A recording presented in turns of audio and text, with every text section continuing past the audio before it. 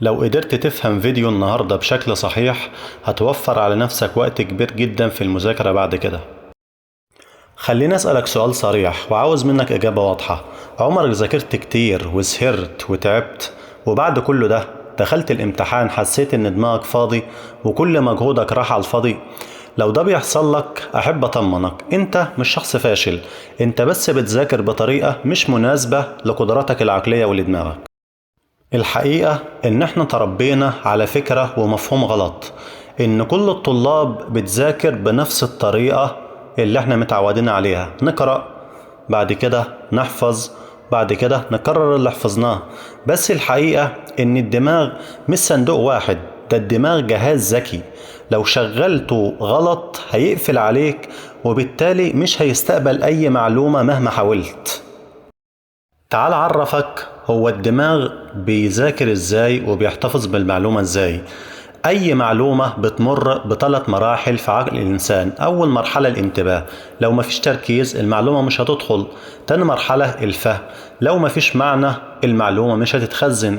تالت مرحلة التخزين، لو مفيش مراجعة المعلومة هتضعف وتضيع مع الوقت.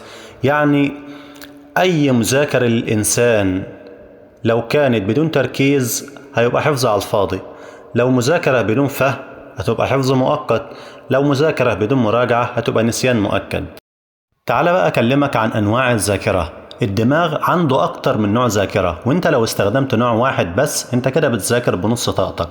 أول نوع الذاكرة الحسية، فمثلا طالب في لجنة امتحان وعينه وقعت على إجابة في ورقة زميله، وزميله لما شافه خبى الورقة منه. الطالب ده لو استنى أكتر من 5 ثواني اللي شافه هيتنسي لأنه اعتمد على الذاكرة الحسية. تاني نوع الذاكرة قصيرة المدى، ودي إن اللي أنت بتحفظه قبل الامتحان بيتنسى على طول. تالت نوع وهي الذاكرة طويلة المدى، وهي دي الهدف الحقيقي. الذاكرة اللي احنا عاوزينها دي مش بتحصل بالحفظ، دي بتحصل بالفهم والربط والتكرار الذكي. تعال بقى نعرف أنماط التعلم واللي من خلال معرفتك ليها هتسهل على نفسك جدا في المذاكرة. أول نمط هو النمط البصري. الدماغ بيعشق الصور، 60% من قشرة المخ بتعالج الصور. المتعلم البصري بيستفيد من الخرائط الذهنية، من الألوان، من الرسومات، الملخصات المرئية، الفيديوهات. تاني نمط النمط السمعي، والنمط السمعي بيعتمد على الشرح الصوتي والمناقشة والتسميع وقراءة المعلومات بصوت عالي. ثالث نمط وهو النمط الحركي، وده بيعتمد على التطبيق والتجريب والأمثلة العملية وحل المشكلات. رابع نمط وهو الأخير وهو النمط القرائي أو الكتابي، وده بيعتمد على كتابة الملخصات وإعادة صياغة المعلومات وقراءة أمثلة وتدوين ملاحظات إلى آخره. طب انت ممكن تقولي أنا كطالب دلوقتي إزاي أنتبه واستفيد من الأنماط دي وأطبقها على مذاكرتي؟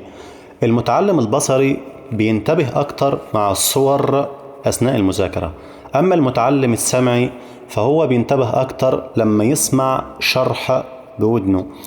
المتعلم الحركي بيكون انتباهه أكتر لما يتفاعل مع المذاكرة، والمتعلم القرائي بينتبه أكتر لما يكون بيكتب بنفسه.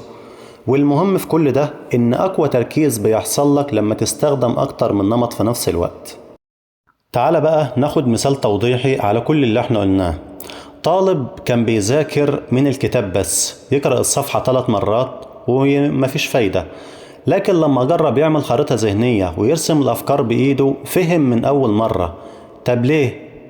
مش لأنه بقى أذكى، لكن لأنه استخدم دماغه صح وقدر يشتغل على إمكانياته.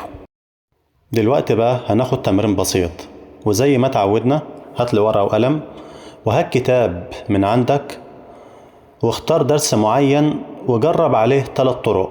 اقراه، بعد كده اسمعه، بعد كده اكتب أفكاره بإيدك، وبعد كده اسأل نفسك ايه الطريقة اللي خلتك تفهم أسرع.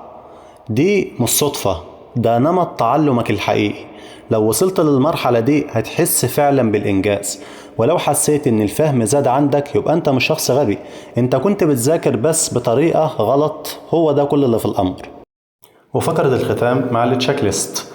اللي انا حبيت اوصله لك النهارده كام حاجه. اول امر، هل فهمت ان ازاي دماغك بيشتغل؟ تاني حاجه، عرفت انواع الذاكره؟ تالت حاجه، اكتشفت نمط تعلمك؟ رابع حاجه، ناوي ان انت تغير طريقه مذاكرتك ومش هتلوم نفسك تاني؟ خليك فاكر دايما ان دماغك مش محتاج ضغط، دماغك محتاج طريقه صح.